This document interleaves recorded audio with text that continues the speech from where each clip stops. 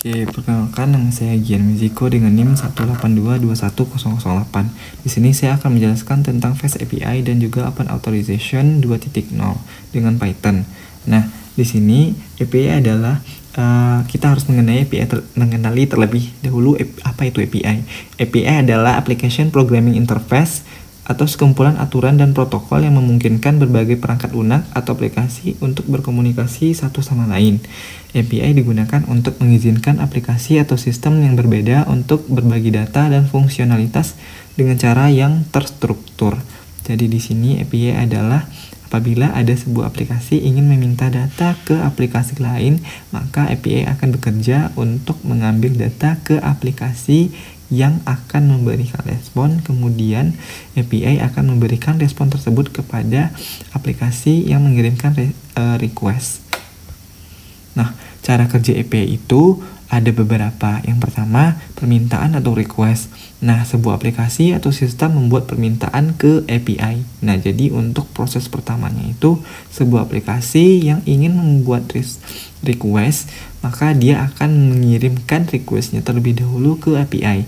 Permintaan ini dapat berupa permintaan untuk mengambil data, mengirimkan data, atau menjalankan suatu fungsi tertentu. Yang kedua, pengiriman permintaan. Permintaan tersebut dikirimkan melalui jaringan komunikasi seperti internet ke server yang menyediakan API. Server ini dapat berada di lokasi yang berbeda atau dalam sistem yang sama. Nah, ketiga, ada proses permintaan. Server API menerima permintaan, memprosesnya sesuai dengan aturan dan logika yang telah ditentukan, dan mengembalikan respons ke aplikasi yang meminta request tadi. Nah, yang keempat ada respons atau hasil dari data yang diminta oleh API ke aplikasi yang menyediakan data. Nah, respon berisi data atau informasi yang diminta atau hasil dari fungsi yang dijalankan. Respon ini dikirim kembali ke aplikasi awal melalui jaringan. Nah, kelima ada aplikasi menggunakan respon. Setelah aplikasi yang mengirimkan request mendapatkan respon, maka aplikasi dapat menggunakan data atau respons yang diterima dari API sesuai dengan kebutuhan mereka. Mereka dapat menampilkan data kepada end user atau dapat menampilkan atau mengolah data tersebut terlebih dahulu. Nah, cara kerja Fast API di Python. Nah, sebelumnya kita harus mengenal Fast API. Fast API adalah sebuah framework web Python yang memungkinkan Anda atau kita untuk dengan cepat membangun RESTful API. Nah, seperti itu. Dia didesain juga dengan bahasa Python. Selanjutnya, cara kerja Fast API di Python. Yang pertama, kita harus menginstalasi Fast API terlebih dahulu agar mengetahui bagaimana cara kerja Fast API di Python dengan lebih detail. Nah, kita perlu menginstal Fast API dan web server seperti Vicorn atau Hypercorn. Nah, kita dapat melakukan dengan menggunakan perintah PIP. Nah, berikut di bawah adalah kode perintahnya, yaitu ada yang pertama PIP install Fast API untuk menginstal Fast API-nya. Yang kedua ada PIP install Vicorn yang akan digunakan sebagai web server nantinya. Kemudian kita juga perlu menginstal multipart. Nah, selanjutnya kita membuat aplikasi Fast API. Nah, kita perlu membuat sebuah aplikasi Fast API dengan mendefinisikan rute-rute dan operasi yang akan dijalankan ketika permintaan diterima. Nah, di sini seperti contoh yang di samping, kita mengimport library Fast API dan kemudian kita akan membuat sebuah objek Fast API.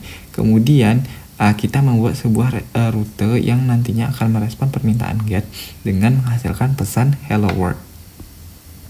Nah, untuk menjalankan aplikasi, kita perlu menjalankan aplikasi Fast API menggunakan web server seperti Vicorn. Kita dapat menjalankannya dengan perintah seperti berikut. Vicorn nama _file _2 app min reload. Nah, nama file ini disesuaikan dengan nama file yang kita buat masing-masing. Nah, di sini Vicorn bertindak sebagai web servernya. Jadi API-nya akan di-reload dan akan berjalan secara otomatis. Selanjutnya ada mengakses API. Setelah aplikasi berjalan, kita dapat mengakses API dengan menjelajah ke URL yang sesuai. Seperti itu. Nah, selanjutnya ada dokumentasi otomatis. Fast API secara otomatis menghasilkan dokumentasi interaktif untuk API kita. Jadi kita dapat mengaksesnya nanti di dalam web yang diberikan oleh ketika kita menjalankan Vicorn nama file _2 app min reload, nanti akan diberikan sebuah port yang dapat kita akses di dalam browser kita, dan kita dapat mengakses dokumentasi otomatis dari Fast API tersebut dan melakukan percobaan-percobaan secara interaktif di dalam dokumentasi otomatis Fast API tersebut. Nah, selanjutnya ada Open Authorization 2.0, adalah sebuah protokol otorisasi yang digunakan untuk mengizinkan aplikasi pihak ketiga untuk mengakses sumber daya yang dimiliki oleh pengguna tanpa harus mengungkapkan kata sandi pengguna. Protokol ini banyak digunakan dalam aplikasi web dan perangkat lunak berbasis cloud untuk mengamankan akses ke data yang dikelola oleh penyedia layanan. Jadi Open Authorization itu ketika kita sudah memasukkan username dan melakukan login atau username dan password.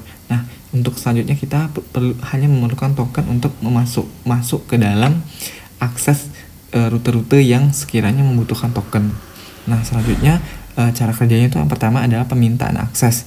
Aplikasi pihak ketiga biasanya disebut klien meminta akses ke sumber daya yang dimiliki oleh pengguna seperti data profil atau posting di media sosial dari penyedia layanan yang dimiliki oleh pengguna, misalnya Facebook. Yang kedua, pengalihan ke layanan otorisasi. Aplikasi pihak ketiga mengalihkan pengguna ke layanan otorisasi yang disediakan oleh penyedia layanan.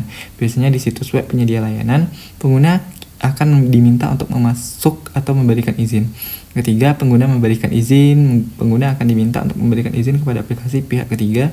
Ini biasanya termasuk menentukan ruang lingkup akses yang diizinkan oleh aplikasi, misalnya akses ke profil pengguna atau posting di wall mereka. Selanjutnya ada terima kode otorisasi. Setelah pengguna memberikan izin, layanan otorisasi akan memberikan kode otorisasi ke aplikasi pihak ketiga. Selanjutnya pertukaran kode otorisasi. Aplikasi pihak ketiga akan menukar kode otorisasi dengan token akses yang sah dari layanan otorisasi. Token akses adalah kunci yang akan digunakan untuk mengakses sumber daya pengguna yang diizinkan. Nah, selanjutnya ada akses sumber daya. Dengan token akses yang valid, aplikasi pihak ketiga dapat mengakses sumber daya yang dimiliki oleh pengguna di penyedia layanan tanpa harus mengetahui atau menyimpan kata sandi pengguna. Selanjutnya ada pengelolaan token. Token akses memiliki batas waktu, biasanya berjangka waktu tertentu dan dapat diperbarui atau dicabut. Aplikasi pihak ketiga harus mengelola token ini dengan benar. Nah, selanjutnya ada token. Token memainkan peran penting dalam Open Authorization 2.0. Ada dua jenis token akses dan token refresh. Nah, siapapun yang memiliki token akses yang valid dapat mengakses sumber daya yang dilindungi. Nah, biasanya berumur pendek, sehingga meskipun ada pelanggaran keamanan, token bocor, kerusakan dapat dengan cepat dikendalikan. Nah, selanjutnya di sini ada gambaran gimana sih cara dari user meminta request, nanti klien atau aplikasi pihak ketiga akan meneruskannya ke authorization server, dan authorization server akan mengembalikan akses token ke klien yang akan digunakan oleh user pada resource server nantinya. Nah, klien di sini aplikasi pihak ketiga akan menggunakannya akses token tadi untuk dimasukkan ke dalam resource server dan nantinya akan ditampilkan ke user. Nah, selanjutnya ada authorization code flow, ya seperti ini, ya kurang lebih sama. Terus ada JWT atau JSON Web Tokens. Bagian-bagian JWT itu mencakup 3 bagian: header yang menjelaskan jenis token dan algoritma hashing yang digunakan. Terus ada payload yang berisi data, tanda tangan untuk memverifikasi token, dan cara kerjanya itu adalah setiap kali JWT tiba di server, sistem pertama akan memparsing JWT dan memverifikasi apakah algoritma yang ditentukan dalam header didukung atau tidak. Kemudian memeriksa tanda tangan untuk memastikan bahwa JWT valid atau enggak, dan akhirnya mengkonfirmasi bahwa klaim terdaftar jika ada valid. Dalam proses ini berarti memastikan bahwa JWT belum kadaluarsa atau expired dan berasal dari asal yang diharapkan. Nah, sekian dari presentasi secara teori yang dapat saya sampaikan. Kemudian kita akan berlanjut kepada sesi coding yang nantinya akan dijelaskan.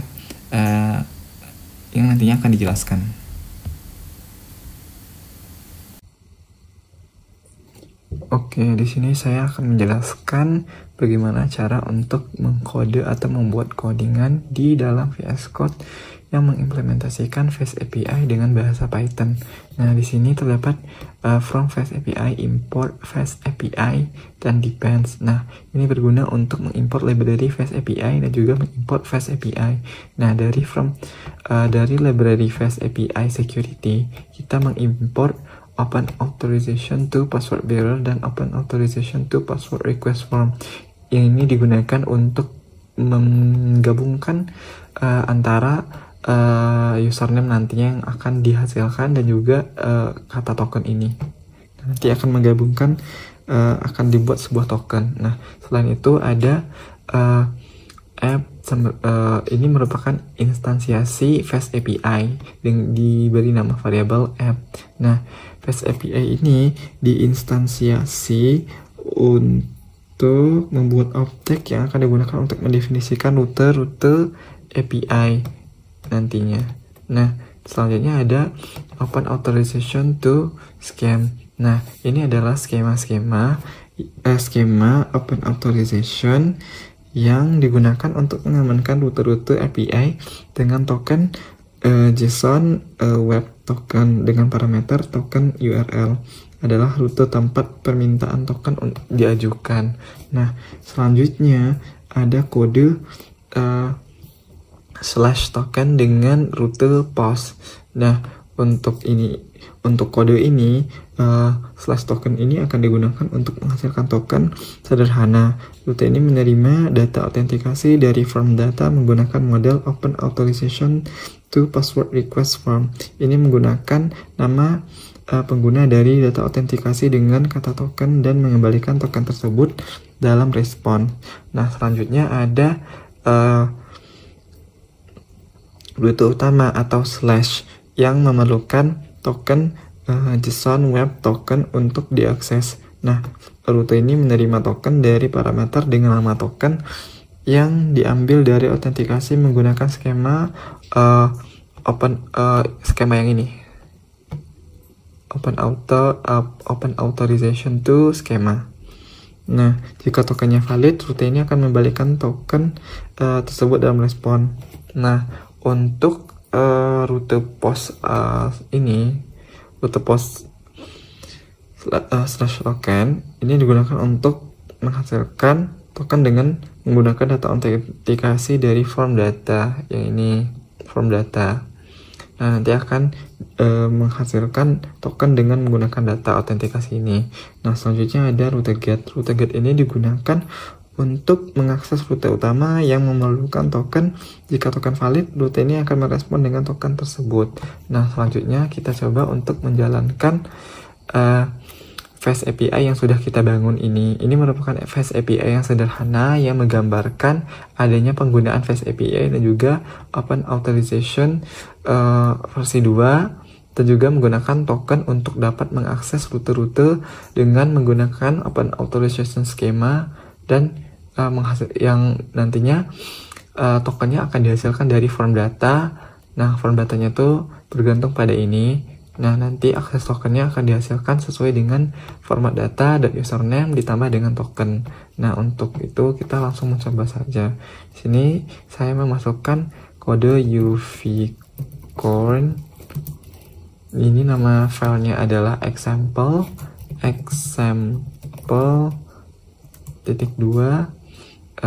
app min reload.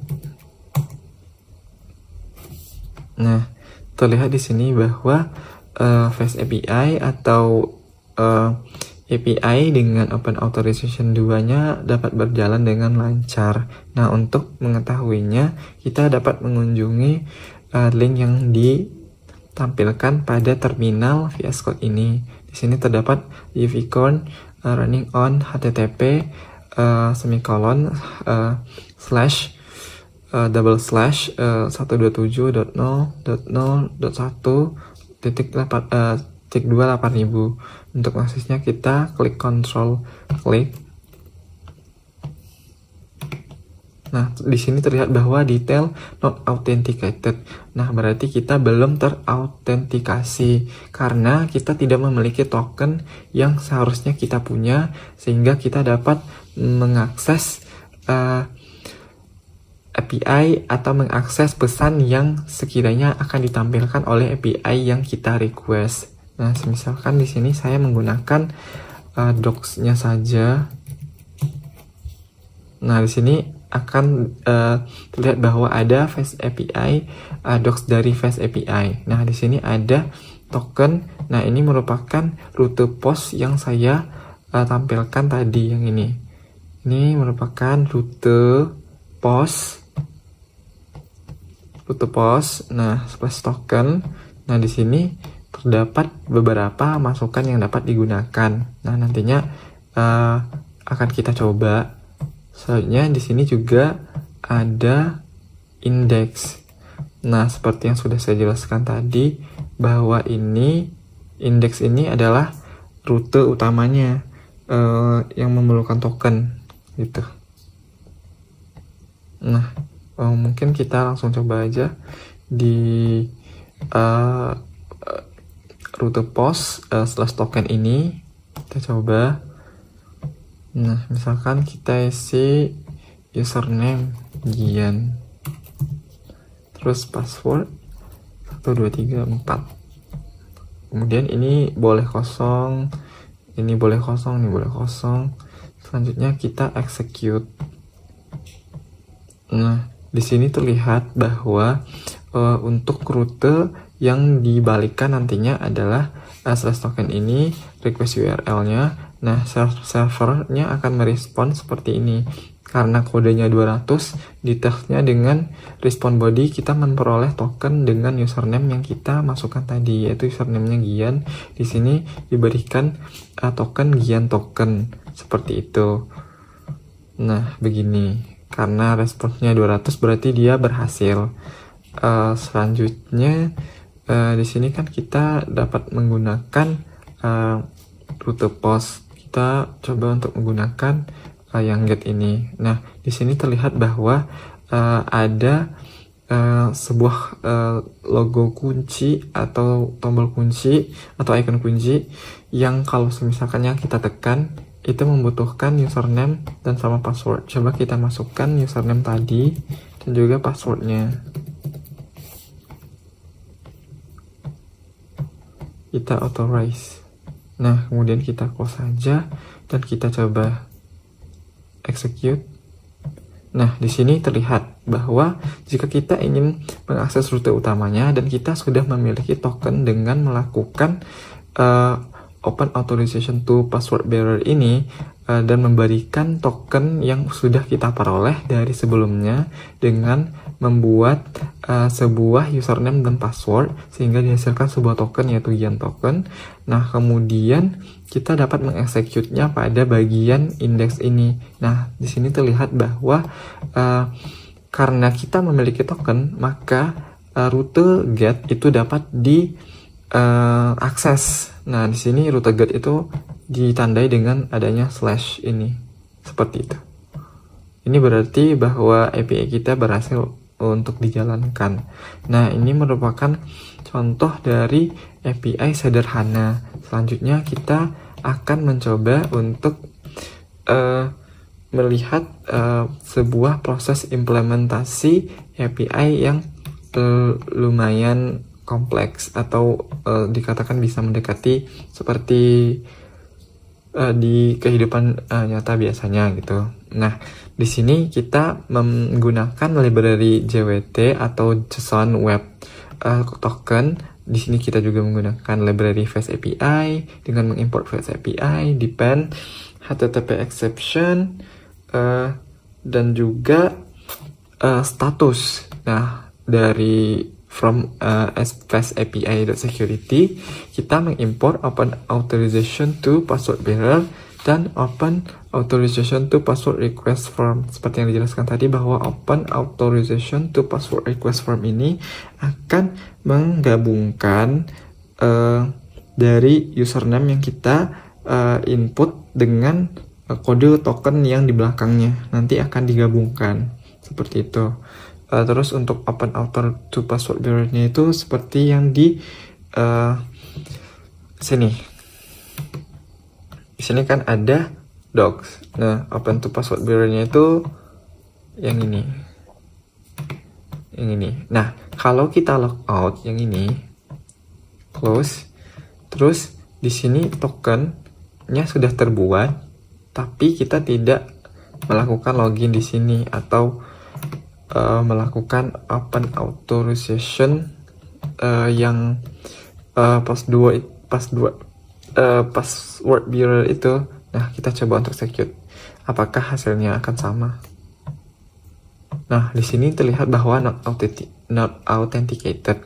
Ini karena kita tidak melakukan autentikasi atau authorization dan memasukkan token yang sesuai dengan username dan password kita. Di sini kita tidak memasukkan username dan password yang sudah mendapatkan token tadi, sehingga untuk mengakses rute utamanya tidak diperbolehkan karena kita tidak memiliki tokennya. Seperti itu. Nah, lanjut lagi ke sini. Di sini juga saya menggunakan library passlib.hash. Ini digunakan untuk menghash passwordnya. Di sini juga ada bcrypt, dan selanjutnya itu ada tortoise ORM. Ini akan digunakan untuk menghubungkan antara aplikasi ini dengan database. Nah, di sini kita menginisiasi atau menginstansiate sebuah app, yaitu Fast API. Ini adalah sebuah objek seperti itu. Objek app yang digunakan untuk mendefinisikan rute-rute API dengan konfigurasi aplikasi. Nah, di sini ada JWT atau JSON Web Token Secret atau kunci rahasia yang digunakan untuk mendeskripsi dan mengenkripsi token JSON Web Token. Ini harus dijaga secara rahasia. Selanjutnya ada pada bagian kode class user model. Nah, ini merupakan entitas dari database yang memiliki 3 bidang. Yang pertama ada ID ini untuk menentukan ID sama dengan fields.integer fields, primary key sama dengan true. Terus ada username, terus ada password hash, dan juga ada method password verify password yang digunakan untuk mengecek apakah sandi yang diberikan sesuai dengan hash kata sandi yang disimpan atau tidak. Ini adalah metode yang digunakan untuk autentikasi pengguna yang ini tadi. Ini untuk autentikasi pengguna. Selanjutnya ada pembuatan model Pydantic. Nah, model Pydantic ini digunakan untuk respons dari API-nya. Nah, user in Pydantic ini digunakan untuk mengambil data input dari pengguna. Selanjutnya ada open authorization to scam, open authorization to password bearer dengan parameter token URL sama dengan token. Ini sama seperti sebelumnya, kita menggunakan open authorization scam agar mengamankan rute-rute utama yang harusnya dapat diakses oleh pengguna yang sudah memiliki token. Nah, selanjutnya itu ada sebuah fungsi autentikasi atau autentikasi user yang digunakan untuk mengambil nama pengguna dan kata sandi dari permintaan dan mencari pengguna yang cocok dalam database dan memeriksa apakah sesuai atau tidak. Ini untuk mengautentikasi user, apakah usernya benar-benar namanya username-nya yang dimasukkan itu sesuai atau tidak, dan passwordnya juga di-verify seperti itu. Selanjutnya ada rute generate token atau rute token. Di sini kan ada post. Nah, ini digunakan untuk menghasilkan token sama seperti yang saya bilang tadi. Di sini juga terdapat sebuah fungsi untuk generate token. Nah, untuk generate token kita menggunakan form data yang nantinya ini akan diperoleh. Kemudian dari situ kita akan memperoleh sebuah token yang nantinya akan digunakan. Dan juga kita menggunakan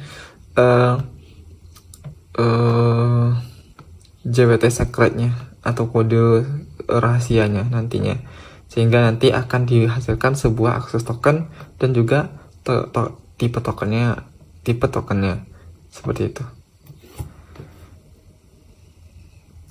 Selanjutnya ada get current user. Nah, untuk get current user ini digunakan sebagai dependensi untuk mendapatkan pengguna saat ini berdasarkan token JSON Web Token yang diberikan. Fungsi ini mencoba mendeskripsikan token JSON Web Token, dan jika berhasil, ia akan mengambil pengguna yang sesuai dari database.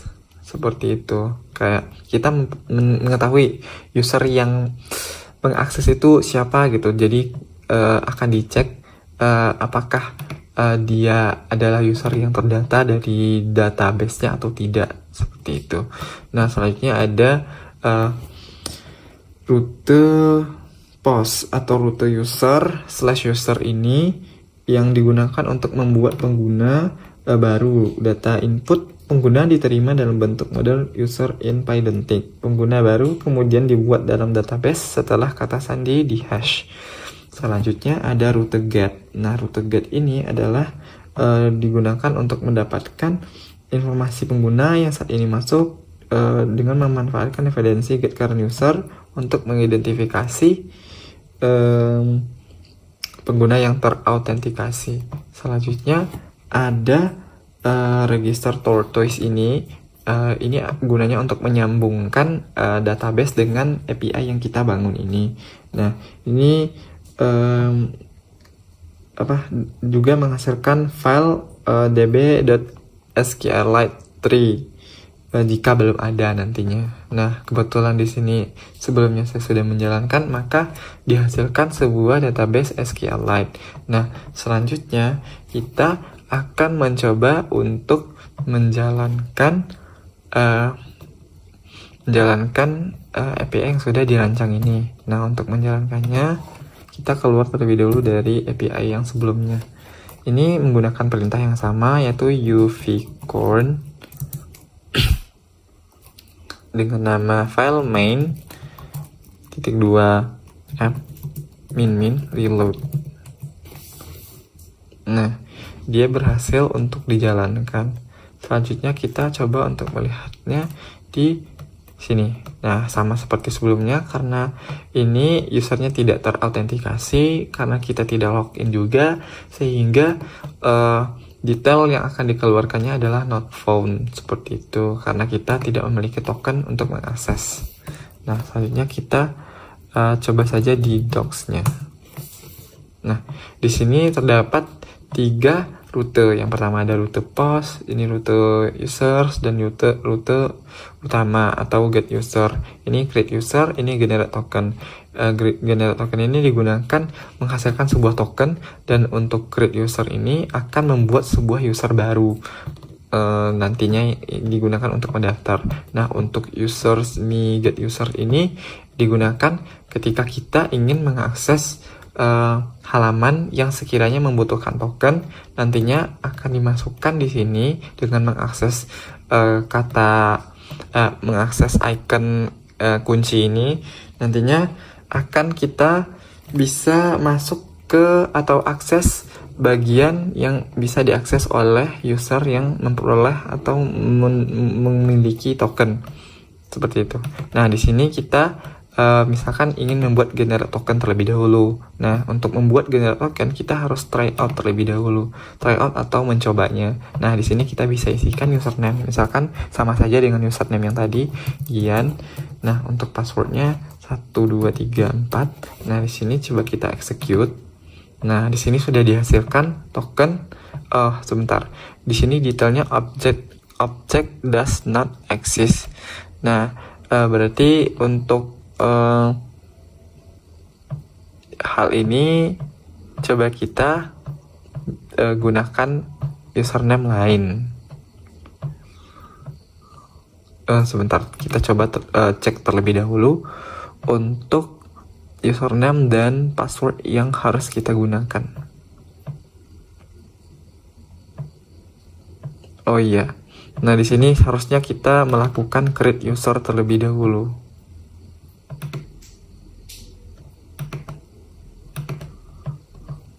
Nah, di sini kita membuat sebuah sebentar, kita coba execute. Di sini ada username-nya string dengan password hash-nya ini. Nah, ini coba kita masukkan di generate token. Kita ambil dari sini.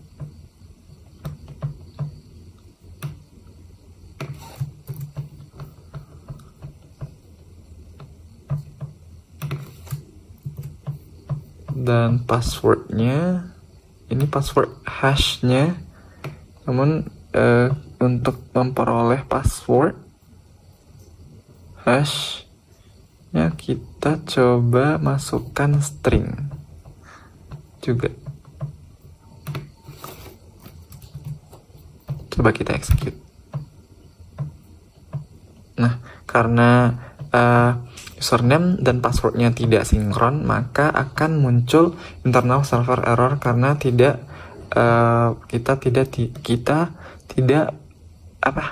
antara username dan passwordnya itu tidak sinkron, seperti itu. Selanjutnya coba kita buat untuk usernya terlebih dahulu.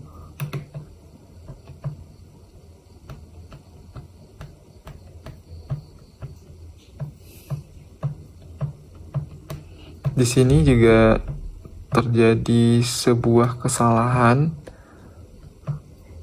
ya seperti itu.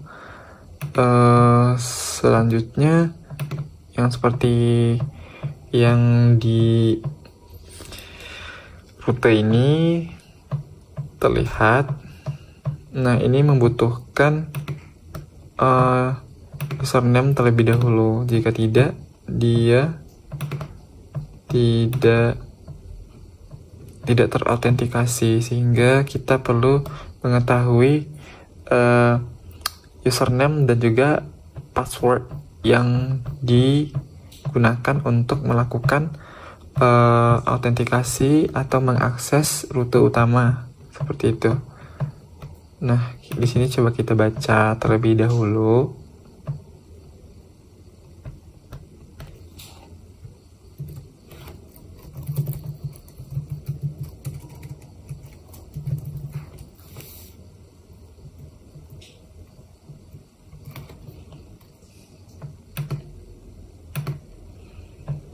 Coba kita bikin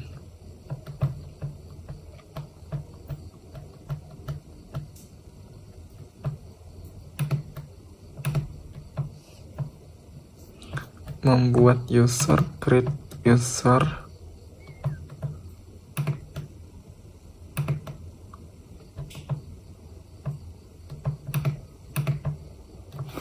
username, password hash. Kita execute. Apakah berhasil? Nah, di sini berhasil. Nah, kita coba di sini kita berhasil untuk membuat sebuah user atau sebuah database atau data user dengan username Gian dan passwordnya Gian. Setelah di hash, passwordnya berupa ini. Seperti itu. Selanjutnya kita coba untuk melakukan generate token. Di sini kita try it out. Username Gian, passwordnya juga Gian. Apakah dia berhasil? Execute. Di sini tetap terjadi internal server error karena di sini modul COT has not reboot encode. Terdapat sebuah kesalahan. Nah, kira-kira untuk proses yang berhasil ketika username dan password yang kita gunakan itu sinkron, maka di sini akan menghasilkan kode 200 karena kita berhasil untuk mendapatkan token yang diperoleh oleh user dengan username Gian dan password string juga passwordnya Gian. Nah, untuk sebentar, coba kita coba lagi dengan menggunakan password hashnya.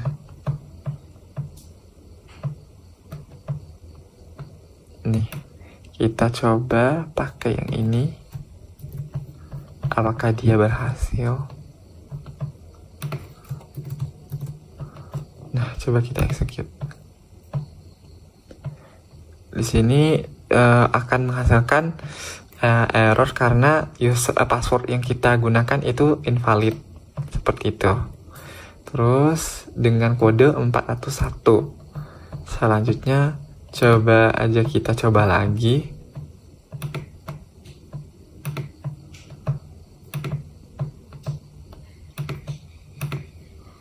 Kita coba untuk melakukan atau membuat user lagi.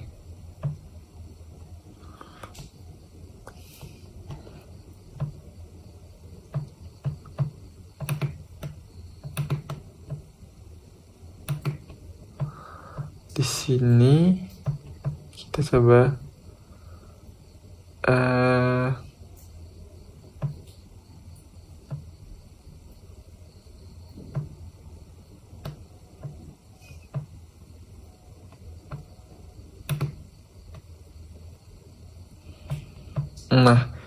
mungkin bentukan yang berhasilnya itu dapat terlihat ketika username dan juga passwordnya sinkron dan kita memperoleh token yang kita peroleh, sehingga nantinya akan dimasukkan ke dalam authorization to password bearer ini dengan username dan password yang sesuai. Nah, di sini jadi kesalahan karena password dan username-nya itu tidak sinkron atau salah, seperti itu.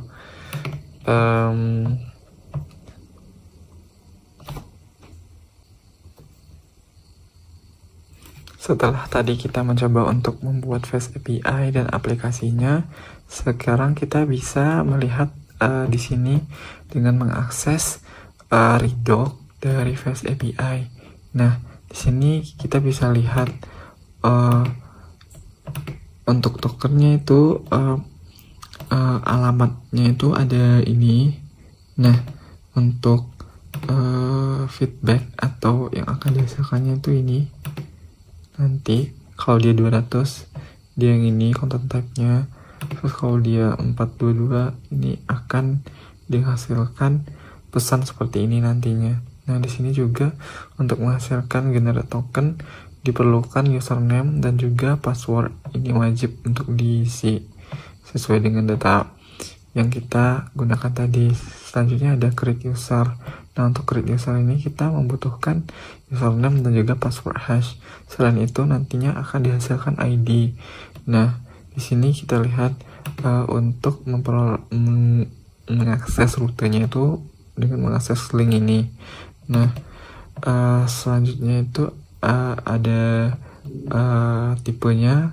Yang pertama ada username itu string dan password hashnya adalah string juga. Nah, ini merupakan response samples-nya, yaitu ID 1, username, string, password hash. Selanjutnya ada get users me. Ini bisa diakses apabila sudah terbuat sebuah akun user baru dan nantinya akan menggunakan username dan password sebagai authorization atau autentikasi dari user tersebut. Nah, ini merupakan contohnya. Apabila dia mengirimkan respon 200, maka itu merupakan tanda bahwa dia sukses untuk merespon atau sukses menampilkan request dari user. Seperti itu.